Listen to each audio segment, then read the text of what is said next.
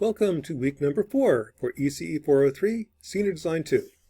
Again, as a reminder, this is one of the courses offered in the ECE department at NDSU. To get access to it, go to Bison Academy. That's the semi-official website for the ECE department. Go under 403, Design 2, and here's the course. So here I've got the lectures on a weekly basis, and we're week number 4, ECE Tools. So, continuing on. This is actually kind of planning ahead.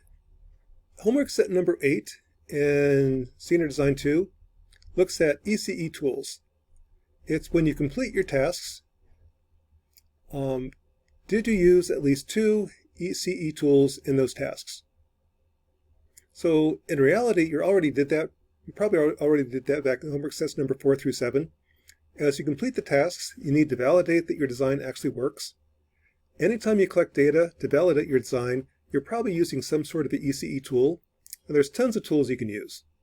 As long as you use 2 of them, you've got full credit for homework set number 8. So this lecture is going to cover some of the tools that you can use, and there are many, many others. The tools we're going to look at here are multimeters, frequency counters, and oscilloscopes. But really, the tool you use is up to you. You can use spectrum analyzers, power quality meters, watt meters, lots you can use. As long as there's 2 different ones, you get full credit for homework set number 8. So let's start out. Multimeters. Multimeters are pretty darn basic, and they're really useful. Multimeters give you a single number. So this usually works when dealing with steady state signals. That's usually DC. It can also be used for AC as long as you're at steady state. Voltmeters oftentimes measure the voltage, DC, voltage AC, that's usually RMS, the resistance in ohms, current, in theory, usually current sensor doesn't work, the fuse is blown. First time you try to use a current sensor as a voltmeter, you blow the fuse. So most current readings don't work.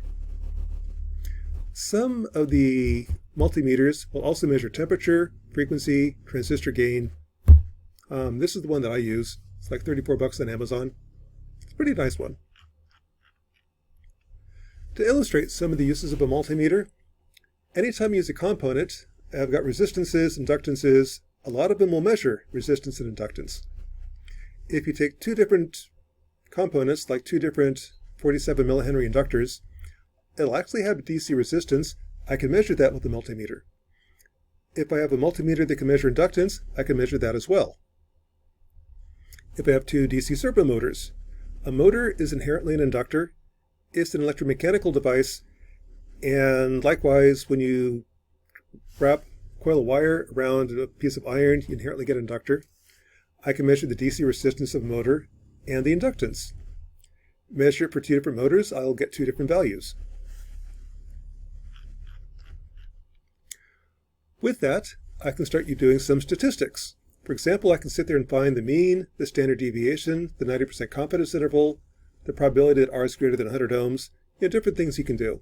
Lots of ways to apply knowledge, stuff that you've covered over the last 4 years at NDSU. With the multimeter, I can measure voltage. Now, voltages tell you a lot. Typically, the first thing I do is measure the power supply. Do I really have 5 volts from my 5 volts power supply? If there's no power, no voltage, your circuit's not going to work. If I have a transistor, I'll oftentimes measure the collector to emitter voltage. It should be 0.2 volts, ballpark. That tells you if the transistor is turned on or saturated. If I have a resistor, I can measure the voltage across the resistor, and from that, compute current. Typically, currents are hard to measure. If anybody ever used your ammeter as a voltmeter, you blew out the fuse. So most ammeters have a blown fuse. But fear not, if you can't measure current directly, I can measure indirectly. Measure the voltage across a known resistor, then calculate current. If I have a pulse width modulated or PWM signal, the voltage tells me the duty cycle. So voltage actually tells you quite a bit. To illustrate that, suppose I have a 5 volt square wave with some duty cycle. If I want to know what the duty cycle is, I can measure that. If I measure my 5 volt source and it's 5 volts, measure the output at DC. DC is average. If the average voltage is 3.12 volts, I can calculate the duty cycle to be 3.12 over 5. 62%. I can measure the duty cycle. If I have a transistor like this, if I measure the voltage along the transistor, that tells me a lot. I know that the base current is the voltage drop across 1,000 ohms. The base current is 4.21 milliamps. I know the collector current is 8 minus 2 over 100, 66 milliamps. I know that the transistor is saturated. I know that since BCE right here is 0.16 volts, it's saturated. In electronics, we say 0.2 volts. 0.2 is a number we pull out of thin air. It's close to 0, but not quite. What's happening is on the load line for the transistor, to increase the base current, I move up the load line. I can never go past 0, though. I can't even quite get to 0. So I move up the load line, then I have to stop. And we just assume I stop close to 0, but not quite. 0.2, number we pull out of thin air. That's roughly what happens when the transistor saturates. This one says actually it's about 0.16 volts. Close to 0, but not 0, saturated. I can also tell you the gain of the transistor, sort of. I know that IC over IB is 15 to 1. So I know that the current gain is at least 15. I don't really know what it is. Because I'm saturated, I know that beta IB is up here. So I know that beta IB is more than IC. I know that the current gain beta is at least 15.7. How much more, I don't know. But I know it's at least 15.7. So again, using a voltmeter, I can tell you quite a bit. That's for DC measurements. With AC measurements, AC actually has 3 different units. DC is just DC. DC is average. There's only one DC measurement. AC, there's actually 3. AC measures the ripple. I can measure that as the RMS voltage. That is the DC voltage that has the same power through a 1 ohm resistor as the AC voltage. I could measure it as the peak voltage. That's ground to peak. I could measure it as the peak-to-peak voltage. So when I measure an AC signal, I've got to specify, is it peak, peak-to-peak, or RMS? They're different. Now personally, I prefer peak-to-peak because I know what that means. RMS is a little bit hazy. Sometimes some multimeters take the RMS voltage to be the peak divided by square root of 2. That's correct for a sine wave. It's incorrect for any other waveform. So if I have the RMS voltage, I don't really know what I'm measuring. For example, if I have a square wave, the peak divided by square root of 2 is down here. The true RMS voltage is actually it's just the peak voltage for square wave. So again, if I get an RMS voltage, I don't really know what I just measured.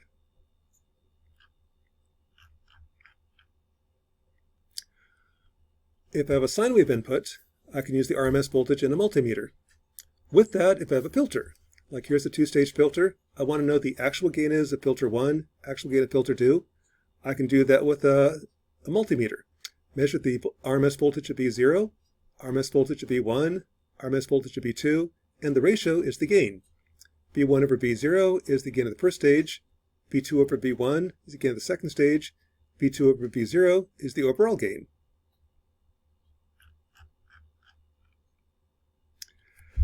If I have an AC to DC converter, the DC term and the AC term tell me what the output looks like. The DC term is average.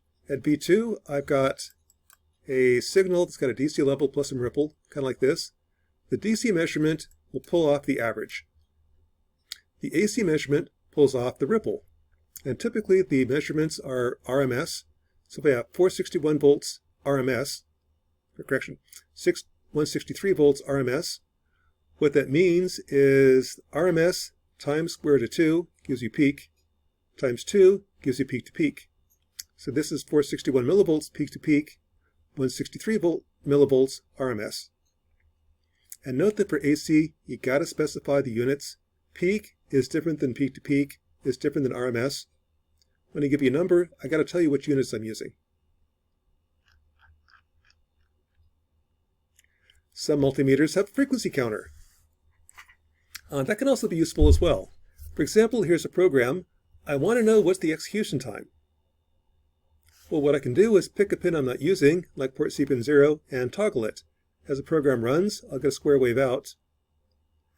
By measuring the frequency, I can tell you that this is 185 Hertz.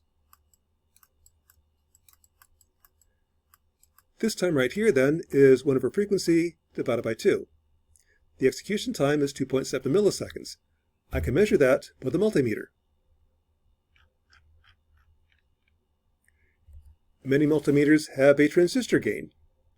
I can sit there and plug in a transistor and see what the gain is, and look at it and say, let's flip the transistor.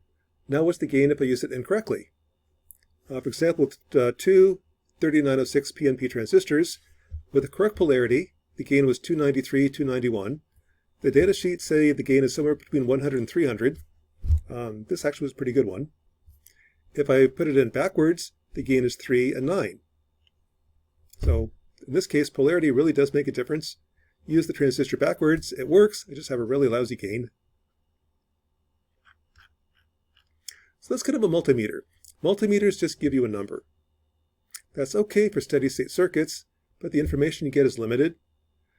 Oscilloscopes, in contrast, actually give you a lot of information. They take the signal and express it as an image. And images tell you a whole lot more. With an image, I can tell you the DC voltage and AC voltage. I can tell you if there's clipping. I can tell you what the phase delay is. I can tell you the time delay. I can tell you the rise time. And some multimeters will actually tell you the frequency content. Oscilloscopes will tell you that. Now with most oscilloscopes, there's triggering. What the trigger does is when the voltage goes above the trigger line, it'll lock in the signal.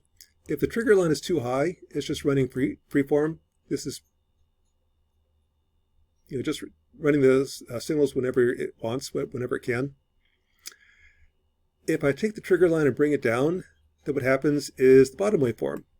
Whenever this crosses the trigger line, this is for a rising edge trigger, it starts the waveform that gives you a nice clean signal. That's what the trigger does. I also oftentimes have normal, auto, and single. Normal is you specify the voltage that triggers at. If it doesn't cross the line, it won't trigger. Auto is you specify the voltage it triggers at. If it doesn't, it'll just automatically trigger off of something, typically 60 hertz, and you get kind of a blur. Single is it'll just run one time, then stop. Single is useful for like one-time events, like if you have bouncing on a square wave. When you get the rising edge, record the signal one time, then lock it so you can zoom in on it, see what's happening. That's triggering. With oscilloscopes, I can see the AC voltage and DC voltage. The DC voltage is the average. The AC voltage, well, it depends upon your units. The units I like are peak to peak. This is the AC voltage, peak to peak. The DC voltage is the average. So this is your DC.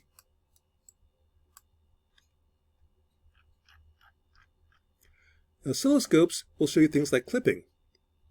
What clipping is if I make the sine wave too large, and here's my power supply, I have a 10 volts power supply, I can't get more than 10 volts out if my power supply is 10 volts. So with the amplifier, it's probably trying to do something like this. Here's my sine wave. But part of it is above my power supply limit. I physically can't output something that's more than my power supply, so it clips at the power supply voltage. What clipping does is it tells you that your measurement of gain is wrong.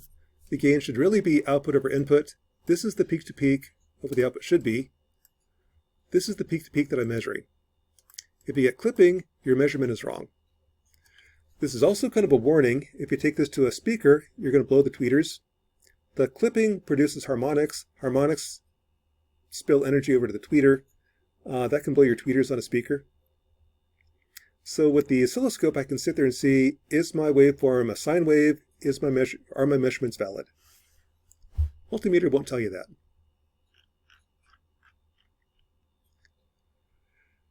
Sometimes you care about phase delay.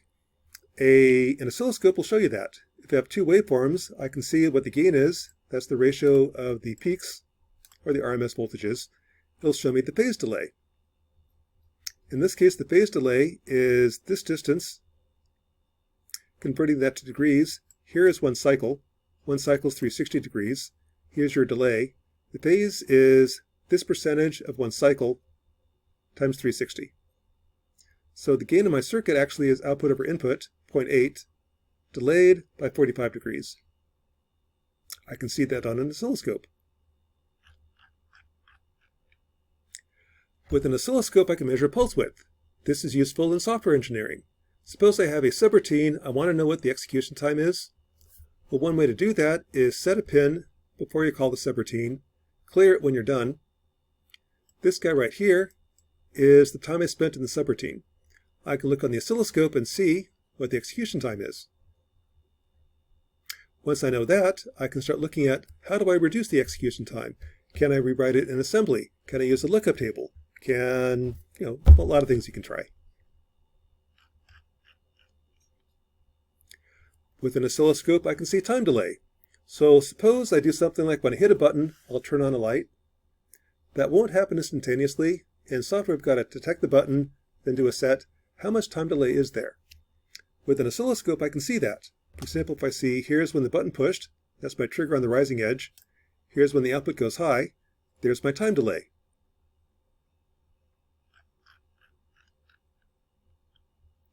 And you can also see rise times. Signals do not go from 0 volts to 5 volts immediately. It takes a little bit of time to charge up to 5 volts. If you zoom in on the oscilloscope, I can see that. In this case, this takes right around 3 nanoseconds to get up to 5 volts. All things you can see with an oscilloscope. And there's many other tools you can use. When you go through your tasks, you need to collect data to validate that your design actually works. The tools are what you use to collect the data. So in Senior Design 2, 403, you need to use at least 2 different tools. Pick the tools that you want. Invariably, most people use multimeters, oscilloscopes. There's other ones though. Something to collect data. The last thing to look at today is as you breadboard your circuits, there's a couple do's and don'ts with breadboarding. Now, many of the tasks that you're going to be doing in Senior Design 2 involve a breadboard. And the whole point of Design 2 is to demonstrate that you can apply knowledge of ECE. If it's related to hardware, you need a breadboard. If you're applying knowledge in software engineering, not necessarily. Sometimes yes, sometimes no. If you are using a breadboard, there's some do's and don'ts with breadboard designs. The first thing to do is keep your breadboard neat. If you have a rat's nest like this, it's going to be just an absolute pain to debug. When you transfer it over to Senior Design 3, it's probably not going to work anymore. All these wires are antennas. They pick up radio signals. You can have a really noisy signal. Take some time. Cut the wires, make them short. Take the resistors, cut them right on the breadboard. Keep them right next to the breadboard. This keeps the noise level down. It makes the circuit easier to see what's going on.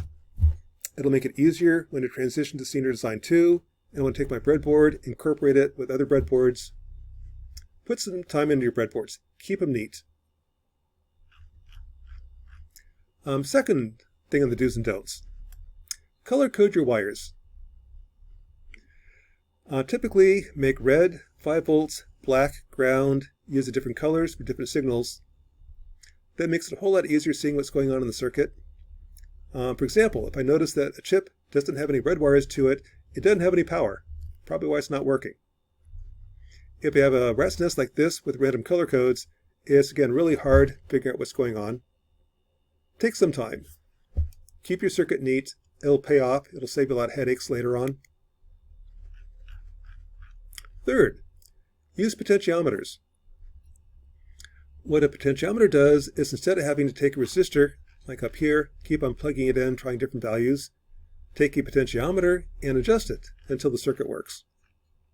If I need a variable voltage, I can use a potentiometer for that. For example, I have 5 volts on one side, 0 on the other. The wiper, as I go up and down, is going to give me something between 0 and 5 volts.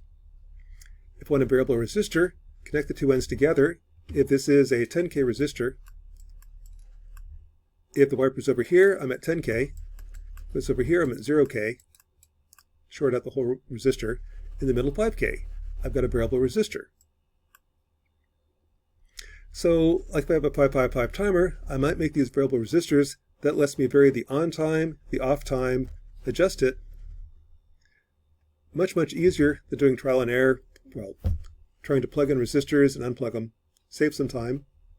Caveat though, resistors cost 2 cents, potentiometers cost $1.55.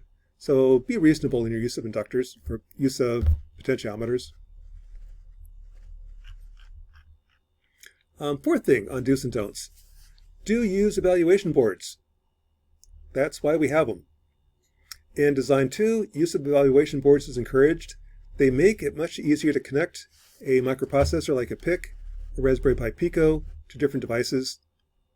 They make it easier to test your code as you write it. It's really what evaluation boards are for. If you need more, we got spares. We have more spares. PIC boards, if you want to use a PIC processor. We have lots of Raspberry Pi evaluation boards, a couple different types. Please use them. They save you a lot of time. Note that when you get to Design 3, you won't be using the evaluation boards. In Design 3, it's what components do you actually need, strip out everything else, and come up with a PCB that just has your chip, along with everything that you need, nothing that you don't need. That'll reduce the size of the package, make it smaller, cheaper, more efficient. But that's coming up in Design 3. Finally, keep your breadboard. When you're done working on your task, don't tear down the breadboard. Keep it. It's going to be useful when you get to Design 3. What it'll do for you in Design 3 is it reminds you of what circuit actually did work in Design 2. In Design 3, when you combine the different parts into an overall working design, this is your breadboard you can combine. If you need more breadboards, just ask. We got lots of them. We buy them by the 100. So keep your breadboards. Homework set number 8 isn't actually something that you do this week. It's something that you do throughout the semester. While you're working on your tasks, validate that your task actually did work. When you validate it, invariably you'll be using some sort of a tool to collect data. It could be multimeters, frequency counters, oscilloscopes, many different tools. The tools tell you what's happening with your circuit and what the limitations are. Almost invariably, you're going to be using tools when you validate your design. The tools that you use, there's many of them. As long as you're using 2, you're good. Nothing wrong with using more than 2.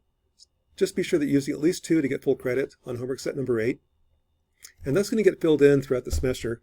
As you complete your tasks, I'll be grading your tasks every 2 weeks and noting which tools you're using. As long as there's 2 tools in there, you'll get full credit for homework set number 8. So that's kind of the lecture for week number 4 in Senior Design 2. So going back to Bison Academy with the schedule, we're right here at week number 4. The next 2 weeks, that's not quite right. Next week is work on test equipment. That's going to be verifying that you actually can use an oscilloscope, multimeter. From that point onward, it's meet with your project sponsor, meet with your groups. Start working on your tasks and start hammering them out. So that's week number 4 for ECE 403, Senior Design 2.